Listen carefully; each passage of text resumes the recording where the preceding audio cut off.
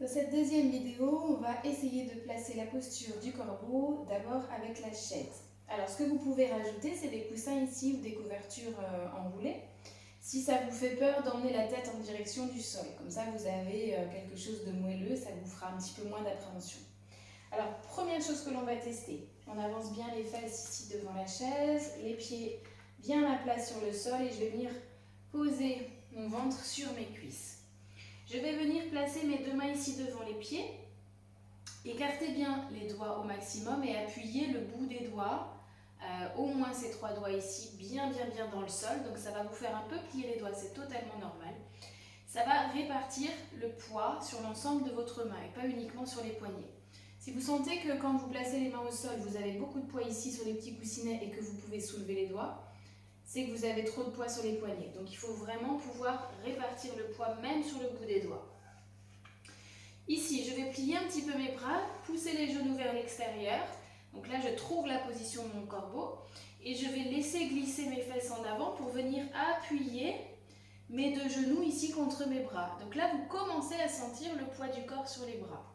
Je reviens, je vais mettre un petit peu plus de poids. Je passe sur les pointes de pied et je recule mes pieds.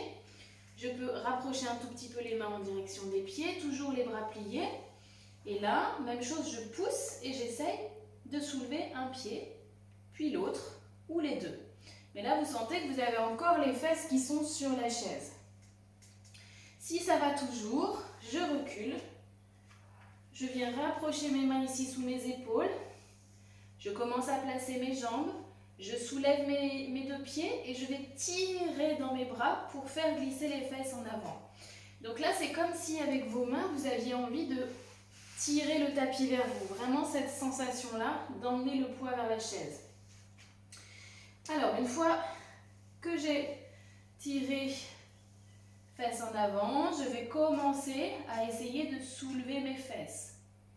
Là, je vois si je peux monter les fesses en direction du plafond. Donc forcément, ma tête descend légèrement en direction du sol. C'est là où ça peut faire peur. Et je peux, replacer mes fesses. Donc ce qui est intéressant avec ce travail de chaise, c'est que le poids se met progressivement sur les bras. Vous avez plusieurs étapes. Vous pouvez toujours garder les fesses sur la chaise, simplement faire ce travail d'appui des jambes contre les bras. Et puis ce qui est intéressant aussi, c'est que si jamais vous n'êtes pas sûr de vos bras, si quand vous avez du poids dessus, vous dites « Mon Dieu, je peux tomber la tête en avant », mais là, vous avez toujours la possibilité de ramener les fesses sur cette chaise et de revenir vous asseoir. Donc c'est une habitude qu'il faudra garder dans la posture du corbeau, de toujours plutôt ramener le poids du corps en arrière que en direction de la tête. Donc plusieurs étapes. Au début ici, simplement venir placer, ensuite on recule un petit peu progressivement, on pousse avec les jambes contre les bras, on essaye d'appuyer ses genoux et progressivement, on essaye de mettre poids du corps en avant et de voir si on peut soulever.